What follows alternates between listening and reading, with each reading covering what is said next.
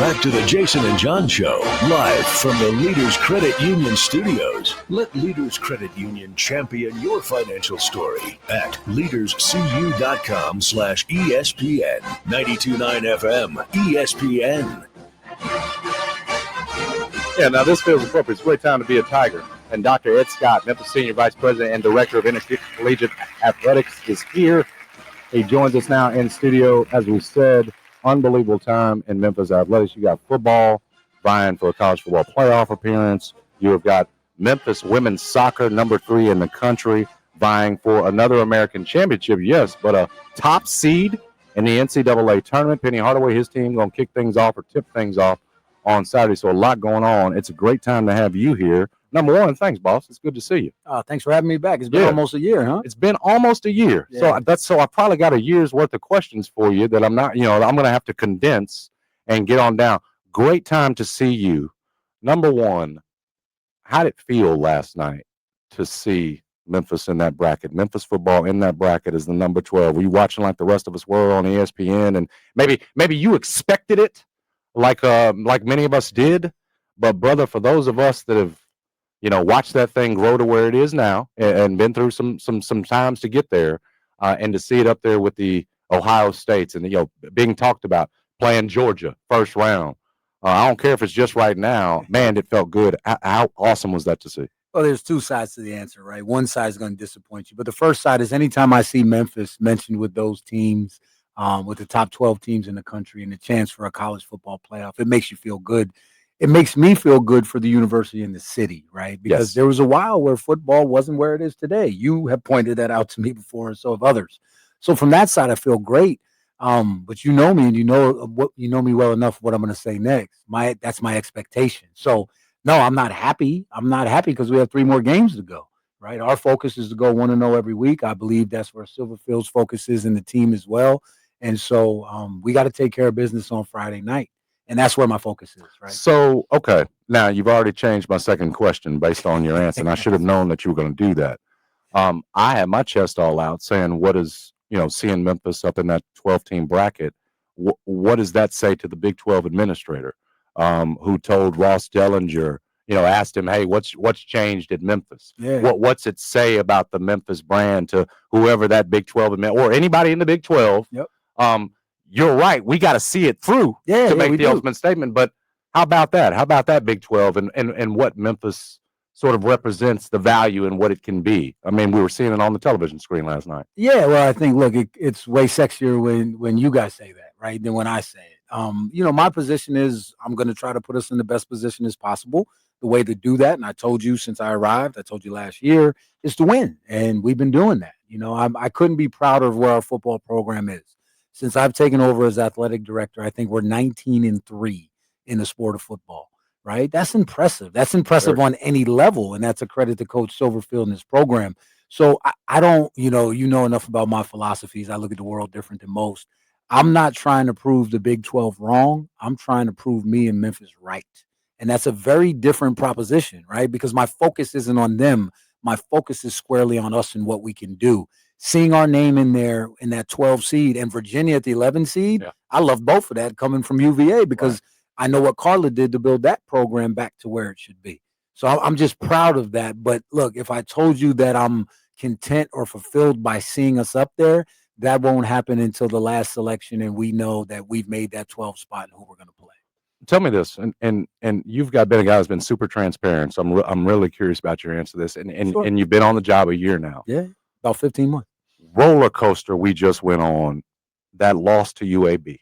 Yeah. And then you come back and follow it up with probably, your greatest win. I pointed out with Ryan Silverfield's greatest, that win over South Florida. Yeah. That week, as athletic director, do you go to Ryan? Do you say, brother, man, you got us backs against the wall right now. Maybe it's the whole football team you're addressing. Do you trust your coach in your first year? Man, he knows where we're at right now after that loss. I mean, it was at the time. It's the second biggest upset, and we know what that loss could have done, and we know the backs are still against the wall.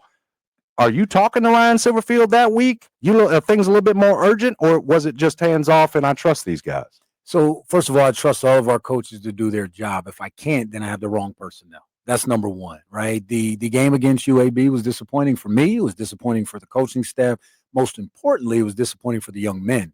Now, the beauty that I have is I travel everywhere with football, and I'm in the locker room after every game. I'm in there for every post-game speech. The guys on the team know me. So to see how they responded in the locker room, right, gave me hope that, okay, they're not happy about this. They understand what just occurred and the fact that it's going to put more pressure on them moving forward. So, no, look, when you hire great people, not just the coaches we have, but the administrative staff, because I've hired almost all of them now, the great ones put more expectations on themselves than you could ever put on them as a leader, right? So at that point, I'm trying to figure out, Ryan, what do you need from me? If you need me to talk to somebody, I'll talk to them. If not, I'll stay out of the way. How are you doing? Are you sleeping? Are you eating? You got twins? Are you feeding your babies and making sure Katie's getting a break? Because I need you at your best. Right. And if he's not, so that's my job. Sometimes it's, I talked to Brian this morning. I talked to Penny this morning. Sometimes I'm a psychologist. Sometimes I got to, put a little pressure on them. So it depends. But I said this to you and last year, you and John last year, is that I'm not a fan. Right? You guys are fans and supporters because you're alums as well. So your disposition is automatically different than mine. When stuff starts going crazy, if I go up and down, then the people I lead will respond that way. Right. So Terrence will tell you, the bigger the game at the end of the game, the more calm I get. During the game, I'm nuts. I'm locked in, right? Yelling at officials. They don't let anyone around me. I just want to watch the game. Yeah. But as soon as we win that game, I give the Tiger Woods fist pump like I had a long putt, and I look for Terrence. I give him and Kathy a hug, and then I make a beeline for Silverfield. So my disposition doesn't change because my job is to have a macro view. Understand that, and I want you, and certainly because you said something. I am a fan in many ways, having graduated and everything else. However, and I think John and I do a pretty good job at this. Yeah. We've come from, yes, we got a show, and boy, can we get fanboy, and boy, can we act fan and get mad. But we've also been trained to cover it objectively, to be able, so that we can separately from the fan, much like yourself, hold these coaches, program always bigger than any one man, any one coach, hold them to account in a way that's fair. No, I would and in agree most with cases that. accurate. So I just wanted to make sure that I appreciate the clarification. You guys are fans, and I am. There's a big I'm buying tickets for the game this weekend, taking my son. There is a part of me that's rooting for Ryan and especially like you said, the young men, the team. Because it's about that. But I've also, just so you know, like when I'm tough on Ryan, it's because we've been trained. Hey man, I got a basketball coach, got to win conference titles. Well, it should go across the board, right? Well, and I appreciate the clarification. That's an important one. When I say fan, I mean that you all ride waves differently. Absolutely, we do, right? And so a lot of the thoughts that you and others have, I have them at times. I just can't verbalize them. I can't act on them, right? Totally understood. Your platform is through the radio where you can talk about those things. If I say that, I'm not supporting a coach. Look, Ryan and I both know. We talked right after the game, after the UAB game. Here's what he said to me. That's unacceptable. And I said, I don't need to say nothing. You understand that. And then I gave him a hug. And then we went in the locker room together, right? Yep. Because when someone's at their most difficult point, that's where the trustworthiness and the support really comes into play. Because if I pile on, well, Ryan, our backs are to the wall. Like, he doesn't know that. If he doesn't know that, we got a bigger problem. Big problem. Right? Yeah. And so at the end of the day, we're still playing for everything that we were, right? And if we use that right, and I learned this from Tony Bennett, he told me that he didn't think he could win the national championship the way he did had he not lost as a 1 seed to the 16 seed, because he needed that to get where he ultimately went. And so that's my hope, right? I have experience like that to draw back on and say, hey, if we use this right, it becomes a vehicle that propels us to ultimately where we want to go. Number one is the conference championship. We weren't ranked in the top 25 last night in the CFP, and only the top 12 get in, and that cutoff line is somewhere around 7 or 8 because of conference champions. So we need to make sure we win the American. That's the way we get in. Did you sense, because you're in those locker rooms, in those football locker rooms, like you said, a difference and anger? And I read it from the players. I know, coming off UAB, you're angry. Yes. What was there a difference, whether it was anger or whatever else, in the locker room that you noticed for South Florida, for Rice even? That was a professional win with the defense again, a challenging situation against a triple option, came to play, held them to a seasonal rush. So I'm just asking, in terms of being around those players, was there a difference that you saw? Did we take them lightly against UAB? That's kind of what I'm trying to ask you. Well, I mean, you're watching it week to week. Yeah, I don't know if we took them lightly, but we didn't execute. right? We just didn't execute. We didn't tackle, right? We get down to the 1 yard line, and it's first down, and we have 2 false starts, Yep. and with all love to AJ Hill because of the fact of the delay of game with a young man coming in for injured B. Lou trying to win a game for us. Tough spot to put him, right? And so I'm objective like you are. I look at it like that, and Ryan will tell you those games we got to win. Our red zone percentage is something like 98% or 97%. And we can run the ball. Right. And so we got away from what we normally do. And then we didn't execute when we put the play in. So there's no excuse for that. I don't sugarcoat that. You guys know enough about me to know that. But at the same time, my job is then to say, okay, Ryan, what do we need to do to get ready for next week? So in a time like that, it's normal conversation. Hey man, how you feeling? You sleeping? What do you need? Right. He's not on social media now, so I'll take the brunt of that.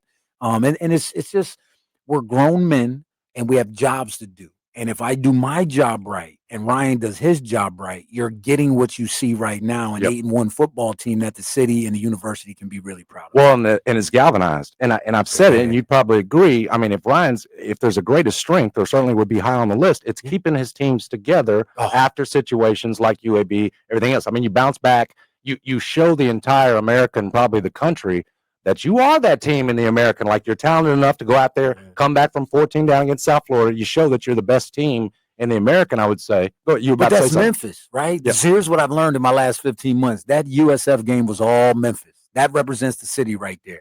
We get in a dogfight. We go down. People are counting us out. There's a couple people leaving the stadium. The students stayed, right? The majority of fans stayed. And then in the second half, we do what Memphis does, that grit and grind. We get right back in the fight. Defense got stopped. Right? They did what they were supposed to do. The offense scored, 17 points, I think? Yeah. Right? Quarter. Yeah. And for us to be able to take the lead, and then the young man who's pretty automatic because of a penalty moved him back, and then all of a sudden he misses the kick. So what we did is what I expect. We gave ourselves a chance to win at the end of the game. But let me answer your question directly about UAB, right? I'm a big philosophy guy. And so what I think is that there are 4 stages to winning. The first stage is you got to learn how to compete at the level you're at. And you see that with freshmen like AJ Hill. He's got to come in and the speed of the game, the strength of the guys, right? Second is you got to be in the game late to have a chance to win. Because if you're not, then you don't give yourself a shot. Yep. The third is you got to learn how to win those close games. And we've shown that we can do that, right? But number 4, where we all want to go, is domination, right? And so what I said to Ryan is I think we're at 3.5. Right now, sometimes, and this is our athletic department, you've seen it with some of Penny's teams. Brooks, I think Brooks did it against UAB too. It was a draw. It was a draw against UAB. When you're hunting versus being the hunted, the mentality is different. Absolutely. And so you got to learn how to get over that hump. And that's psychological. That has nothing. That's why when you ask, did we take them too lightly? I don't know. But psychologically, we didn't come to play. Mm-hmm. Physically, we were on the field. Psychologically, we weren't at our best. And where we're trying to go, the margins are so small. And we have to be twice as good as everybody else because we finished in the top 25 in football and basketball last year. Nobody gave you any love for it. The next closest, right? I don't care about that. We gave ourselves love because we're going to get back in it. We're going to fight. No matter how much love they give us, we're going to fight. And the beauty is this. The next closest budget to us was like Iowa State at like $130 million. That was double our budget. So we're efficient, we're effective, but we have to be that good. And when we psychologically don't show up to play, you get what you get in a UAB game. Well, you've been effective, efficient. You've gotten it to 8-1. He's kept the team together, and now it's set up a huge opportunity on Friday. I'm just curious for anybody listening right now that's thinking about whether to watch it on television on ESPN or go. Yes. And you saw the South Florida atmosphere. Yeah. The Arkansas atmosphere. We need that plus on Friday night because this feels like an American playoff game in a lot of ways. You don't want that second loss, either whether you're Tulane or Memphis. Look, I don't want a second loss any football season, right? I don't want a second loss in any season. Let's just call it what it is. I want to beat you every time you line up. That's just how I'm wired. That's how Ryan's wired. That's how our guys are wired. So, yes, it is a big game. We need you to wear your black. Look, I told Memphis that there was going to come a point, right, where I was going to ask Memphis to stand up at my press conference because I've stood up for Memphis, right? Yes, you have. When we needed to make moves and talk about conference realignment, I've been out front about good deals, bad deals, and I've tried to make sure I think Memphis. The Pac-12 transparency particularly was important. Right, and you see how things are playing out in football this year, yes. right? And that's just who I am because I know that's what Memphis needs and that's how I'm built. And so this is a game where folks have been saying, and I said this last year, Well, we want to see you play better competition. You have held us to task, you specifically, which I appreciate because you have not changed one iota about the fact that we need to get in a conference championship game.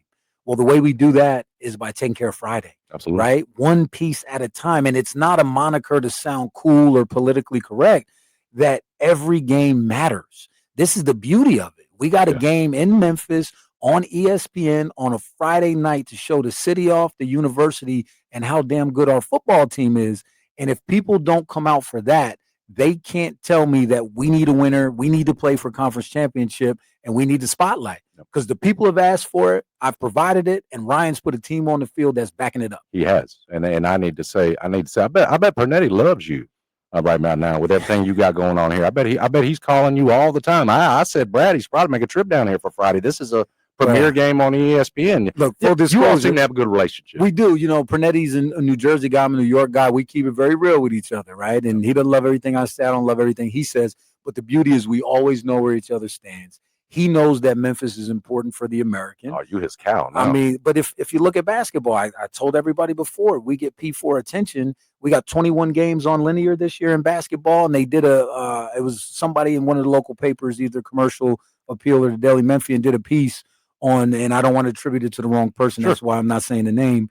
But they did a piece on our exposure, right? And if you look at our exposure, we got one less game on linear than Purdue. We got one more than Houston, and we stack up against Texas Tech, and we're in the American, right? And the next closest to us in the league in basketball is 14 games. And this year, I haven't done the math. I know Terrence, my fact checker, my right-hand guy, will always tell me, but we're going to have at least 8 games on linear for football this year, right? I mean, that's primetime exposure. That matters. Yeah. And when you talk about Ryan, and we need to hit on this, and I know you guys got to go to a break or do something at some point because I don't know all the rules of radio. You'll walk me through it. But 74 new guys in that football program. Brand new team. You can say what you want about Ryan Silverfield, but the one thing I love about, and I use the word love, right, when I talk about Ryan in this way, he has built a culture where everyone is held accountable. And that's the only way you can bring in 74 new people after going 11-2 and be positioned 8-1. Yep. And so whenever anyone asks me about Ryan Silverfield, that's the first thing I go to.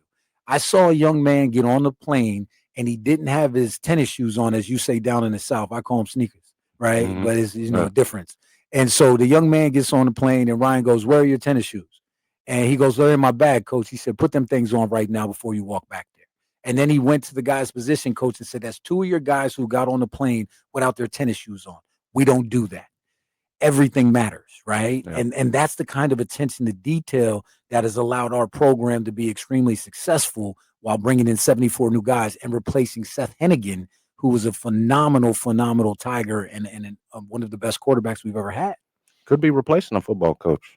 Somebody comes calling, or you might have to be fighting for one, retaining one, or having a list in your pocket. Things could get. Listen, my job, you always got to be prepared, man. That's a nice little layup, right? He tried to throw that up for me. But here's what I'll say. I would call that bait. I threw you some bait. Yes, I don't fish, bait question. Right? So I like sports. So you just threw me an alley-oop.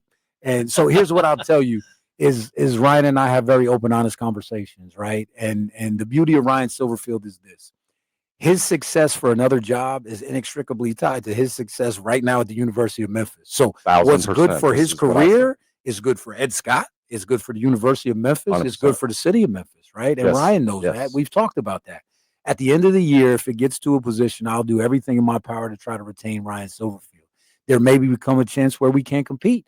And if that's the case, I will hug him like I do before every game and tell him I love him, and I will wish him the best, and I will root for him for the rest of his career. Right? If we can't retain him because he doesn't want to be here and we can't match an offer of somebody who's just at that elite level, it's a wonderful thing for Ryan Silverfield. And what it means is that our program is in such good shape that our coach is that attractive. No question. Reflects back on the university. Exactly. And a beautiful life. So a lot of it just comes to mindset, right? My focus right now, and I know where Ryan's focus is on Tulane because they're coming off a loss. Let's keep it 100. Yep. They're going to come in and they're going to be ready to play. They got a great quarterback and they're going to be fully prepared. So if we don't play our game, we're going to be in trouble. Yeah. And so that's where our focus has got to be. I've taken up a lot of your time on football. I have to ask you, I'd be remiss if I mean, he's a great Memphis story. Brooks Monaghan, what he's doing for you in that women's soccer program, number 3 in the country, got a semifinal tomorrow in the conference tournament. Obviously, all of us are hoping and expecting to win the American, but this idea, high seed. We're hoping in the NCAA tournament this year. This was supposed to be a rebuild for Brooks this year. Yeah, well, these young folks. But that's what I tell you. I don't pay attention to everybody else because I'm in the gyms with them, right? I see what they see every day. Look, Brooks, it never makes excuses. He's right? unbelievable. He's done this without a full-fledged locker room, right? He's done it with young ladies from all over the world. This is the youngest team he's ever had.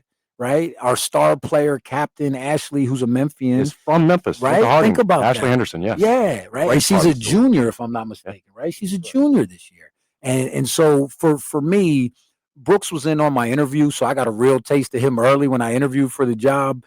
And what I'll tell you about Brooks is in our department, because we have a very close-knit administration, we call Brooks the captain of the coaches union, because if something needs to be said on behalf of the coaches, Brooks doesn't have a problem coming to my office and saying it. Now, with all due respect, Brooks is always respectful to me, but he'll let me know where things stand and what we need to do better. It allows me to serve him better.